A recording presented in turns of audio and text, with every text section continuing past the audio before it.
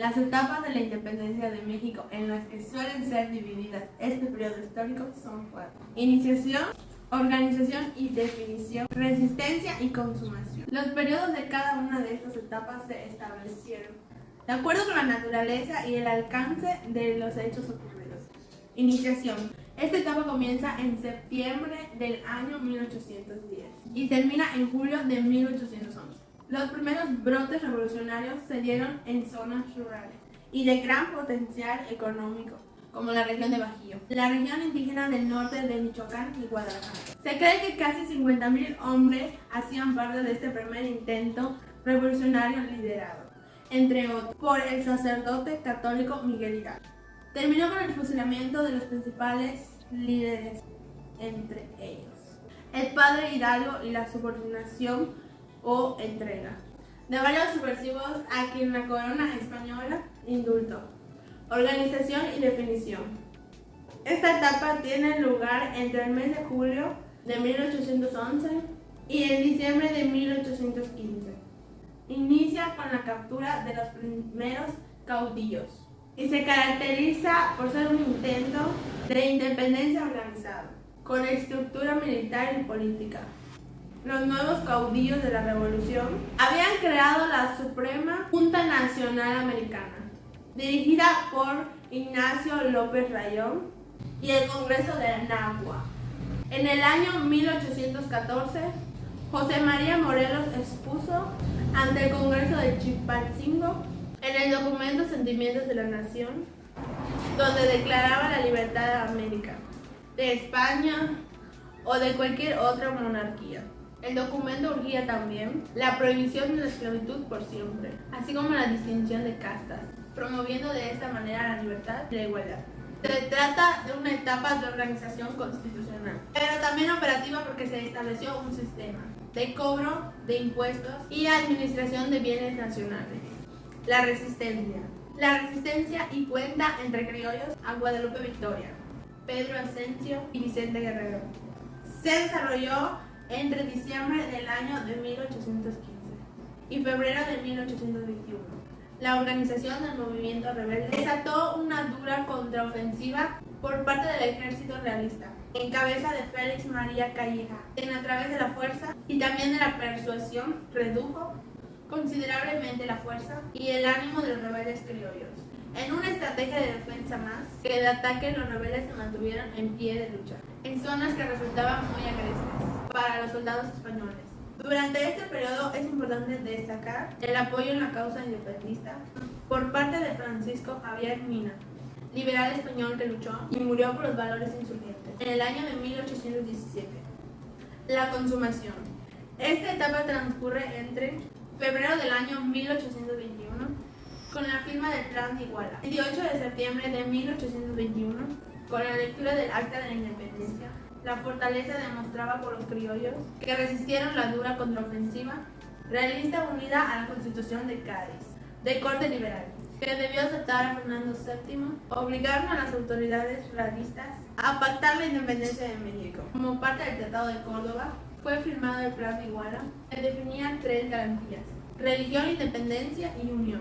La nueva normatividad mantuvo el fuero para militares y eclesiásticos. En cambio, entregó el poder de desarrollar su propio régimen constitucional a los mexicanos. Llegando a un acuerdo, se dio la lectura en el año 1821 del Acta de la Independencia. Los años posteriores fueron de crisis política y militar, en la que los mexicanos intentaron probar varios sistemas políticos mientras se enfrentaban a una dura crisis económica. Historia de las gestiones de Agustín Iturbide hasta el gobierno de Guadalupe Victoria. Agustín Iturbide fue un destacado político y militar que participó en la Guerra de la Independencia. Fue proclamado emperador de México con el nombre de Agustín I, 18 de mayo de 1822. Durante su mandato como emperador, Iturbide se enfrentó a diversos grupos opositores que dificultaban su gobierno, siendo el Congreso Constituyente uno de ellos. Por tal motivo, ordenó su disolución. Como respuesta a esta acción, el 1 de febrero de 1823, Antonio López de Santana y José Antonio de Echeverrí promovieron el Plan de Casa Mata, que buscaba la restitución del Congreso y desconocía el gobierno de Iturbide. Ante la adhesión de diferentes militares a este plan, el 20 de marzo de 1823, Iturbide abdicó al trono de México y se dirigió al Veracruz para embarcarse al exilio. En el extranjero, Iturbide se enteró del supuesto intento de reconquista de las colonias españolas, por lo que se regresó a México en mayo de 1824 para ofrecer sus servicios en caso de una intervención europea. Sin embargo, desconocía que el Congreso habría promulgado un decreto en el que se le declaraba traidor y en caso de presentarse en territorio mexicano, bajo cualquier argumento sería considerado enemigo del Estado. Por lo anterior, una vez que se desembarcó en Soto, La Marina, Tamaulipas, inmediatamente fue capturado por el general Felipe de la Garza y fue remitido a la capital tamaulipeca. El Congreso de esta provincia lo juzgó y sentenció a muerte como traidor a la patria. Fue fusilado en Padilla, en Tamaulipas, el 19 de julio de 1824. Previo a su ejecución, repartió entre los soldados que se encontraban presentes las onzas de oro que llevaba consigo. Con voz clara los arengó, pronunciando que moriría con gusto, por morir entre ellos, que moriría con honor y no como un traidor. Aceptó que se le vendaran los ojos y de frente al pelotón de fusilamiento, dio la descarga que impactó en su cabeza y en el pecho. Años más tarde, su nombre se inscribió con letras de oro en la Cámara de Diputados, aunque tiempo después fue retirado por iniciativa del licenciado Andrés Soto y Dava. El Plan de Iguala, también llamado el Plan de la Independencia de América Septentrional, fue un programa político anunciado por el militar criollo Agustín de Iturbide. El 24 de febrero de 1821, en la ciudad de Iguala, México, mediante esta proclama, Iturbide propuso poner fin a la guerra por la independencia de México, que se había iniciado en 1810, con el grito de Dolores. El plan de Iturbide fue avalado por Vicente Guerrero, que era el líder independentista más respetado de aquel entonces. La aceptación de Guerrero y otros jefes insurgentes dio origen al ejército tirangante o de las tres garantías: independencia, religión y unión, en cual se integraron realistas e insurgentes. La entrada triunfal de ese ejército en la Ciudad de México marcó el final de las guerras por la independencia, la emancipación de la Nueva España y del Imperio Español.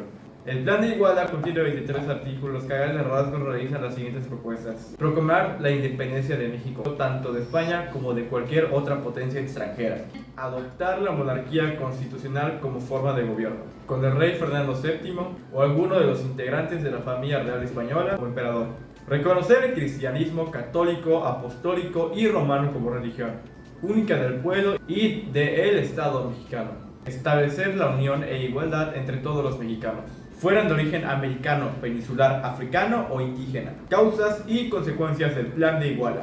Entre las principales causas del Plan de Iguala se destacan las siguientes: la rebelión liberal encabezada por el coronel Rafael del Riego en Sevilla, el 1 de enero de 1820. Esta sublevación impuso a Rafael VII en la vigencia de la Constitución española en 1812. El rechazo de los realistas mexicanos, que en su mayoría eran conservadores, a depender de una España liberal. Fue ese temor lo que impulsó a muchos realistas a romper con la metrópoli y proclamar la independencia. Consecuencias. Las principales consecuencias del Plan de Iguala fueron las siguientes: la formación del ejército tirangante, que recorrió gran parte del país para combatir o convencer de deponer las armas a los que pretendían seguir luchando. Este ejército entró triunfalmente en la Ciudad de México el 27 de septiembre de 1821. La firma de los Tratados de Córdoba, mediante los cuales el capitán general de Nueva España, Juan O'Donoghue, reconoció a México como una nación soberana e independiente, a condición de que fueran gobernados por un miembro de la Real Española. Los intentos fallidos de reconquista hispánica, luego del desconocimiento de la validez de los Tratados de Córdoba por parte del gobierno español, en 1822, la firma del Tratado de Santa María Calatrava, por lo cual en 1836 la corona española reconoció a México como Estado soberano e independiente. Guerra de Texas y Guerra de los Pasteles. En 1831 los colonos norteamericanos demandaron al gobierno federal la separación de Texas de Coahuila. En 1835 los colonizadores dirigidos por Samuel Houston declararon su independencia de México en noviembre de 1835. En 1836 nombraron como presidente de Texas al colono angloamericano David Boomer y como vicepresidente al mexicano Lorenzo de Zavala, y quien había sido desterrado por Bustamante. En 1836 las tropas de López de Santana fueron derrotadas por las fuerzas de Houston en abril de 1836. Cayó preso el presidente de México, por lo que accedió a dar órdenes para que el ejército mexicano abandonara la campaña militar. Y posteriormente firmó el Tratado de Velasco, mediante el cual se terminaban las hostilidades. En 1838, A finales de noviembre de 1838, la flota francesa ataca el puerto de Veracruz, tomando el control de la ciudad y del castillo de San Juan de Ulúa el 28 de noviembre. El 30 de noviembre se declara la guerra al rey de Francia e inmediatamente López de Santana se pone al frente de las tropas mexicanas para iniciar la defensa. Durante las acciones militares, el ejército mexicano fue derrotado. En 1869, el 9 de marzo, se firma el Tratado de Paz, en el que Francia, entre otras cosas, desistió de las reclamaciones relativas a los gastos de guerra. Por su parte, México se comprometió a pagar 600,000 pesos al gobierno francés. Solo a través de la historia podemos empezar a comprender los factores que provocan el cambio. Solo a través de la historia podemos entender cuáles son los motivos por los que persiste una institución o una sociedad a pesar del cambio. La historia de la política de México es algo que todos deberíamos de saber. No está de más saber el porqué de la actual política de México. Todos los sucesos actuales nos ayudaron a mejorar como sociedad y como país. Todos estos hechos históricos son archivados y contados porque son sucesos que formaron nuestras leyes y caracteres como país. Nos sirven de experiencia para no cometer los mismos errores que nuestros antepasados. Si bien la historia puede parecerte algo aburrida, es esencial saber todo acerca de ella, ya que esto nos puede ayudar en distintas áreas: política, geográfica, gastronómica, arqueológica, entre otras. La historia es algo importante que tenemos que valorar.